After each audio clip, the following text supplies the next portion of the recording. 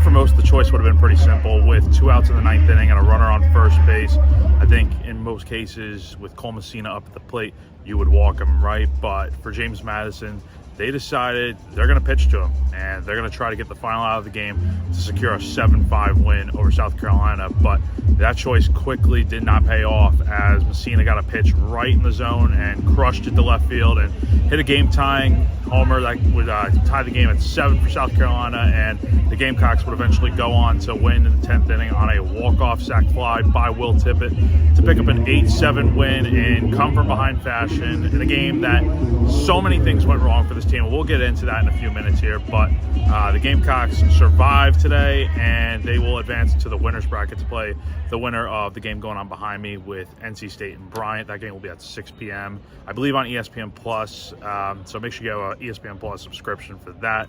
But yeah, what a wild game, man. I mean, look, there's been so many games this year that have been crazy. Obviously, you have some of the games in Hoover last week, Blake Jackson's walk-off homer versus Kentucky, other games this year. It's been a wacky season at this point. I think this is the 60th game of the year, and it's felt like an eternity with some of the way these games have ended. But for South Carolina, they didn't give up today. They definitely could have.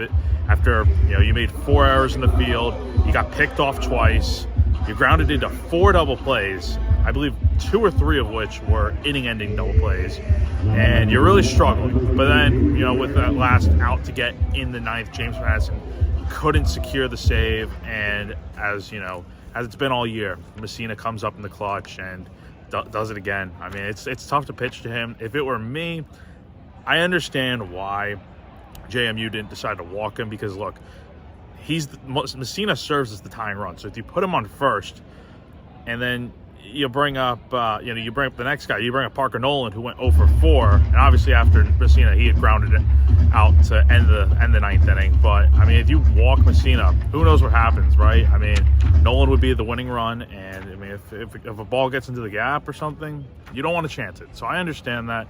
But obviously pitching to Messina, it was just a bad pitch. It was in the zone, and after the game, JMU had talked about how if they had thrown a better pitch there, maybe they got a pop-up or a ground out or something, but that wasn't the case. So look, there's a lot to clean up from this game. 4 errors will never win you a game in most cases. South Carolina's gotten lucky lately where they made 3 errors against Kentucky and won that game, but then they had 2 losses where they made multiple errors against LSU and lost both those games by 1 run. So it's days like today where your offense showed up to the plate and the clutch and did the job, but it's not going to win you the game every time. So got to be better from that. Can't be making so many silly mistakes. I mean, just the amount of mistakes this team makes is quite honestly just silly at this point, but like, it is what it is when you're winning games.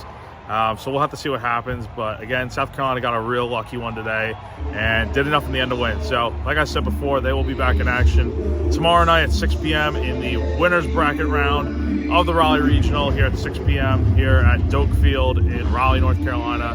That's going to do it for me. For GamecockCentral.com, I'm Jack Veltri.